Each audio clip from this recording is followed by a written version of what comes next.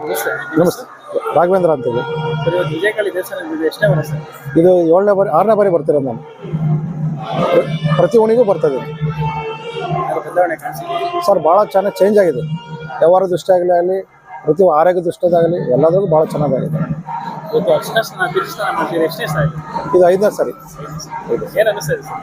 Sir. ಅಲ್ಲಿ ತೀರ್ಥಸ್ಥಾನ ಮಾಡ್ಕೊಂಡು ಬಂದಮೇಲೆ ನಾವು ಪ್ರದರ್ಶನ ಮಾಡ್ತೀವಲ್ಲ, ಅಲ್ಲಿ ಏನೋ ಒಂಥರ ಬನ್ನಿ ಮರದ ಹತ್ರ ಏನೋ ಒಂಥರ ಆಕರ್ಷಣೆ ಆಗುತ್ತೆ. ಪತ್ರೆ ಮರದ ಹತ್ರ ಒಂಥರ ಏನೋ ಆಕರ್ಷಣೆ ಆಗುತ್ತೆ.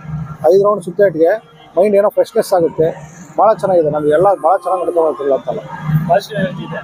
ಹೌದು, ಭಾಳ ಚೆನ್ನಾಗಿದೆ ಸರ್. ಈ ಕ್ಷೇತ್ರ, ಈ ಗುರುಗಳು, ಈ ವ್ಯವಸ್ಥೆ ಎಲ್ಲ ಏನಂತಂದ್ರೆ ಇವ್ರು ಹೇಳೋದೆಲ್ಲ ಕರೆಕ್ಟಾಗಿ ನಡ್ಕೊಂಬಂದ್ಬಿಟ್ರೆ ಎಲ್ಲದೂ ಕರೆಕ್ಟ್ ಆಗುತ್ತೆ. ಅವ್ರು ಏನೇನು ಹೇಳ್ತಾರೋ ಕರೆಕ್ಟಾಗಿ ನಾವು ಮಾತ್ರ ಕಲ್ತಿದ್ಬಿಟ್ರೆ ಎಲ್ಲದೇನು ತಪ್ಪೇನಾಗಲ್ಲ. ನೀವು ಹೇಳ್ತೀರಾ ಮುಂದೆ ನಮ್ಮ ಜಾತಿ ಎಲ್ಲ ಹೇಳ್ತಾರೆ, ಸತ್ಯನೇ ಸತ್ಯ ಇದೆ ಸರ್. ಅವ್ರು ಹೇಳೋದು ಏನಿದೆ ಕರೆಕ್ಟ್ ಇದೆ. ನಾವು ಪ್ರತಿ ಉಣಿ ಬಂದಾಗೆಲ್ಲ ಅವ್ರು ಏನೇನು ಹೇಳ್ತಿದಾರೋ ಅದೆಲ್ಲ ಫಾಲೋ ಮಾಡ್ತಾ ಇದೀವಿ. ಕರೆಕ್ಟು ಆಗ್ತದೆ, ಸಕ್ಸಸ್ ಆಗ್ತದೆ ಹೊಸದಾಗಿ ಬರೋದು ಏನು ಹೇಳಕ್ಕೆ ಇಷ್ಟ? ಸರ್. ಹೊಸ್ದಾಗಿ ಬರೋ ನಾನು ಭಾಳ ಜನಕ್ಕೆ ಹೇಳ್ತೇನೆ, ಅದನ್ನು ಹೇಳ್ತಿದ್ದೀನಿ. ನಾನು ಸುಮಾರು ನನಗೆ ಗೊತ್ತಿಲ್ಲ ಒಂದು 20-30 ಜನಕ್ಕೆ ಹೇಳಿದ್ದೀನಿ ನಾನು. ಅವರು ಬಂದು ಹೋಗಿದ್ದಾರೆ, ಅವರು ಇದೇ ಹೇಳ್ತಿದ್ದಾರೆ.